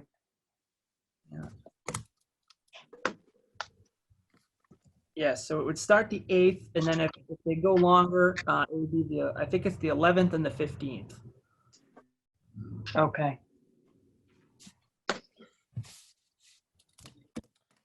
Okay, anything else on that? No, I don't think so. Does anybody have anything else for Matt, or can we let him go and I'll follow up with him after? That's fine with me. Thank you, Matt. Yep. Thank you, Matt. All right, thank you. Touch. Have a Appreciate good it. night, everyone. You too. Unless you need me, I think I'll tag out as well. Unless you want. Nope. You're good to go, my friend. I'll Thank catch you, Bill. Thanks, Bill. Bill. See everybody. Talk to you next week.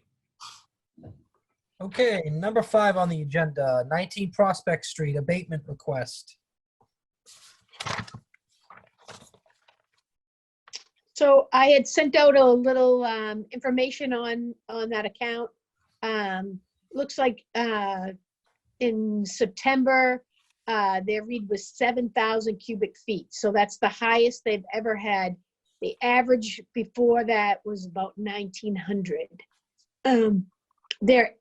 I guess they immediately called and then just recently got around to filling out the paperwork. I'm not sure why.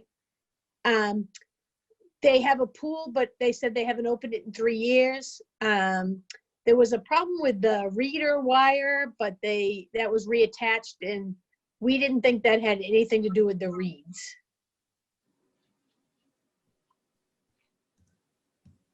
I think they left the hose running.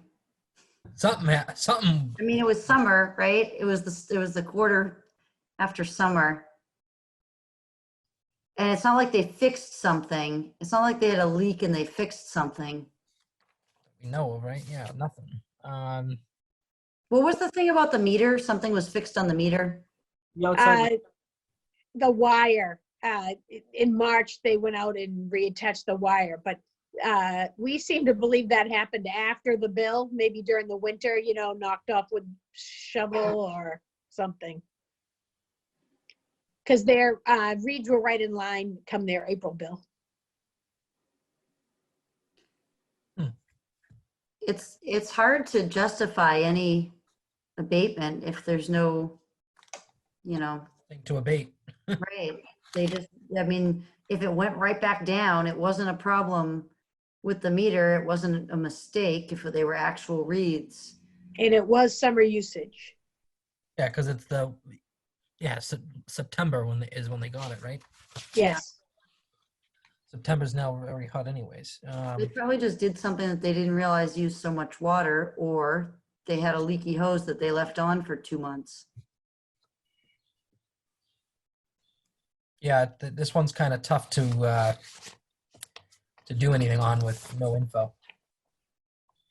I thought about saying to them, can we wait and see what this September bill is before we really do it? Because that's really the true test. If the pool's open or it's not open, or are they running the sprinkler for the kids all summer, instead of opening the pool, and they think that's going to save them money? Right. Did they live here the previous summer? Yes. So do we have any history? I didn't see. Yeah, it never got that high. Okay. Ever. Yeah, 15. Yeah, there was 2016 was 2,400. 2017, I see 1,300. Yeah, never 7,000. Well, in the very end in 2009, they're at 5,300. That's the only thing I can see close. So I believe they, in 13, they took over this property. Oh, okay. Okay. But that could be pool use, Yeah. I do have to drive by and see if their pool is open this week, so. So, Anne, do you feel that if we go that route, that would you just explain? Are you proposing that you would explain to them that we want to just see their usage through another summer season? Yes, that there's no explanation for why it would be this high on our end, unless, like Elena said, they left a hose on or they didn't. So my thought would be to say to them, it's hard for us to do anything right now. We want to watch what your summer usage, and then we'll get back to you in September when that bill goes out. And then would we maybe just abate the sewer, figuring that it must have been something outside that they left running? That's what I would think, yes. And That's legitimate, right? To abate the I'm sewer. okay with that. what would that run? How much would that abatement be?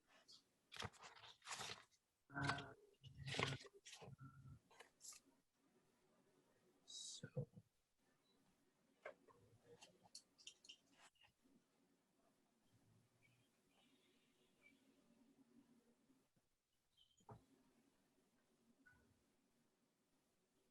If we went back to like a 2,600 read, then it would be like 4,400 cubic feet that would be over. Okay. A few $100s, something. Just under 500. Yeah, I was gonna say, that's Okay. why I'd like to see what September brought. Yeah. And then Yeah. if it goes back up to 5, then we could be like, okay, you're doing something during the summer. Right. Right. I'm fine with that. I actually thought too, is if they were willing, maybe we could do a July read.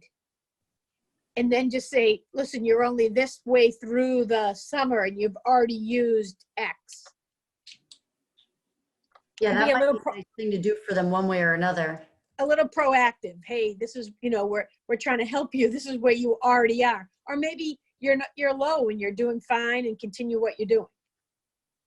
And is this bill been, is the payment status on this paid, or they're just waiting until the determination? No, they did pay.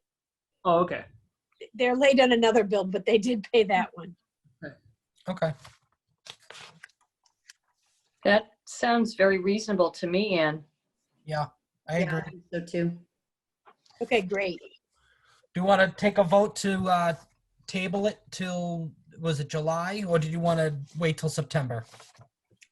I'd like to wait till September, but I would like to do a read in July to see how they're doing on their water consumption for the summer. So I'll make a motion to hold off on an abatement for 19 Prospect Street, but contingent with that we will get a July read, actual read. Yeah, and we'll actually have another bill that will go out in July for this usage now, so we can see how that is responding to. Okay. Oh, so we Second. actually issue an extra bill in between?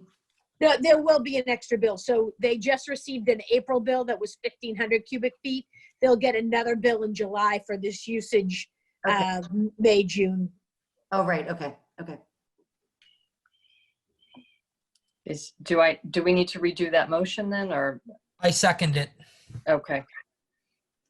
All in favor? Aye. Hi. Aye.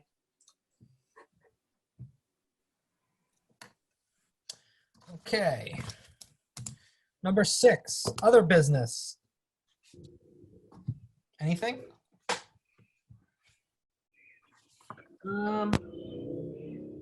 No, not really. Obviously things are a little bit different now that the world is in the state that it's in. Knock on wood, everybody on our end is healthy and, mustering on. We're looking forward to better weather and to get out and start taking care of some of the business that we have to take care of. I deliberately didn't prepare anything knowing that the majority of this meeting was going to be absorbed in the digestion of that data. So I'll just say thank you again. I think the agenda for the next meeting will keep deliberately tight to just that so that we don't have too many things going on. I don't want to feel like that's an important subject. I don't want to feel like that's getting rushed. Yeah, No, I mean, by default, I guess it is a little bit, but it's something, coming right into tonight, I speak for myself and probably everybody else on our side of the conversation. We knew that there's no way in any year that one conversation isn't going to get you, to the happy medium that you're looking for. So this has been great. Right. That's it. I don't think Ann has any other business. No, No other business. Anything else? No? I think we're good. So for the next meeting, did you want to send out a couple dates, or did you want to do that now? You want to send up an email with a couple dates and times? Or Adam, is that what you sent out, or? So does anybody have any days next week that are absolutely like no go? I'm good all week. Okay, Chris, what about you? I should be good. I mean, something might come up, but I'll worry about it then. Okay, Maria? Joe, this is for another 5:30 meeting, are we talking? It could be 5:30, it could be 5, it could be, Yeah, anything in the evening. I'm pretty much good any day from 5 on, and I can be very flexible at any other time. Okay. what if I do this? I'll follow back up with Matt after we adjourn, and I'll ask him if he's getting any days next week that do not work for him. And then also kind of figure out Monday's probably too fast. So maybe, he needs like Wednesday, Thursday. But I'll get 2 dates from him and then we can pick. Great. Okay. All right. Anything else? No? No, sir. All right, the chair will entertain a motion to adjourn. So moved. All in favor? Favor. Aye. Aye. What time is it? 7:43. Okay. Wonderful. Okay. All right, everybody. Have a great night. All right, Hey. thank you. Thank you. Thanks, Take guys. good care, everyone. You See ya. too.